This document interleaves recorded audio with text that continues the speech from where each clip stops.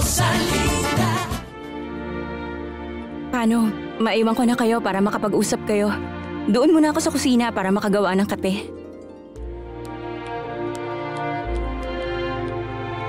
Ano, may tutulong ko? Anong problema? Bakit ganyan kayo makatingin? Pasensya na, medyo nahihiya lang kasi ako. Kamukha mo kasi ang anak kong si Rosalinda.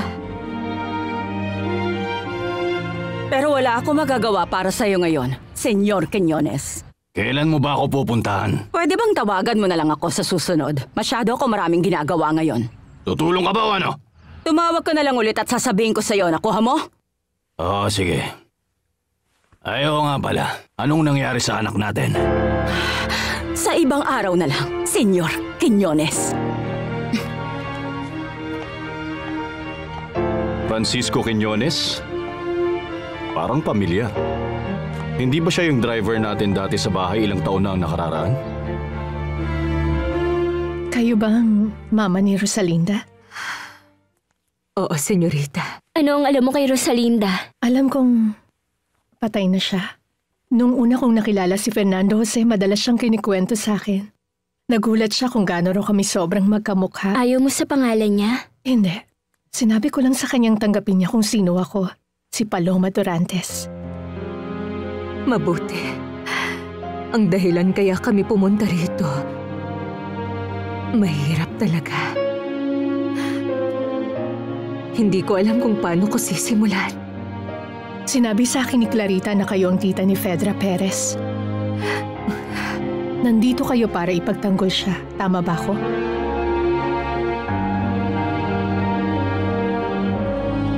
Oo, natatandaan ko ang driver natin na ang pangalan ay Francisco Quiñones. Pero ang taong ito ay kapangalan lamang niya at wala yung kinalaman sa driver natin. Ano, tutulungan mo ba ako kay Fernando Jose at doon sa singer? Ayoko sanang makialam pero kung masasaktan si Fernando Jose sa kanya, kakausapin ko siya. Valeria, bakit mo ba tinago si Abril? Bakit mo siya dinala rito para gawing kasambahay anak mo siya? Oo, maganda talaga nito. Gandang umaga, senyor. Patingin ako ng pinakamagandang singsing na meron ka dito. Panlalaki po o pambabae? Pambabae. Sandali lang. Ibang klase ka na, Beto. Mukhang wala nang takas sa'yo si Abril. Sigurado, bibili na talaga siya ng pinakamagandang singsing sa tindahang to. Tumigil nga kayong dalawa dyan. Sinong may sabing para sa kanya ang singsing? Eh kung ganon, kanino, Beto? Para yan kay Selena. Hindi ba nag-aalit sa sayo nang malaman niyang magpapakasal ka kay Abril? Ano pong tingin niyo rito? Ito ang hinahanap ko. Sigurado na ako dito. Sigurado kung babalikan na ako ni Selena kapag nakita niya na to. Kung ganun, sinabi na pala sa'yo ni Fernando Jose. Kung ganun, anak mo nga talaga siya. Oo. Pero huwag ka nang magtanong pa. Tungkol sa kahit ano o subukan na alamin kung bakit itinago ko siya sa lahat ng maraming taon. Wala na akong ibang sasabihin. Sa iyo o kahit sa iba. Hindi lang si Fernando siyang minamahal ni Fedra, kundi ang anak niya na alam kong nakilala mo na, si Erica. Kasi inalay niya ang lahat ng buhay niya para tumayo bilang tunay na ina. Bumuo siya ng tahanan. Inalagaan niya ang bata at minahal tulad ng kailangan. Para kay Erica. At lumalim talaga ang pagmamahal niya kay Fernando Jose. Ano ang gusto niyong ipagawa sa akin? Magpapakasal na sila. Si Fernando Jose. Nahulog na siya sa'yo ng husto. Mukhang hindi na matutuloy ang kasal. Alam kong alam mo ang nararamdaman ni Fedra. Pero mas naaawa ako sa bata. Mama na ang turing niya kay Fedra. At ikaw hindi niya kilala.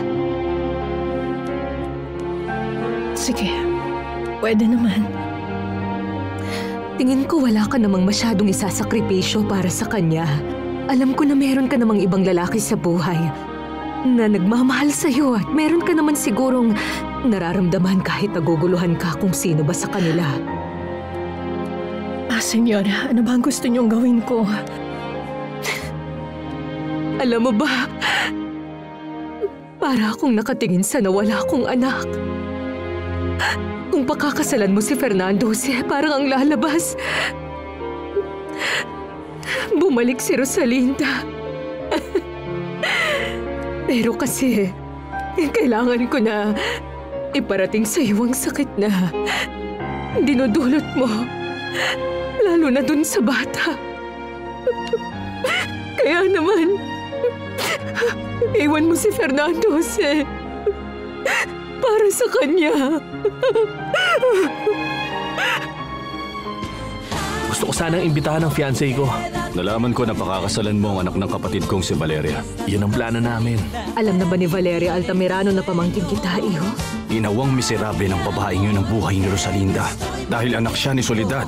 Ayoko nakikipagsabuatan ka kay Alex Durantes. Mainit ang dugo namin sa isa't isa at kapag nalaman ko na meron kayong kasundo ang dalawa o ano man. Anong tingin mo sa akin, ha? Tingin mo may kakayahan ako?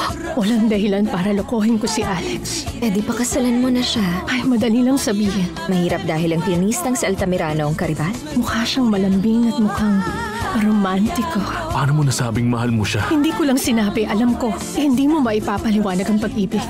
Nararamdaman yon, ganun kasimple. Sinabi ko nang hindi na ako magbabanta sa susunod. Natalia, hindi ko maintindihan. Tinataya nilang buhay nila para sa'yo. Grabe, pinag-aagawan ka nila. Dalawang gwapo nag-aaway para sa'yo. Rosalinda.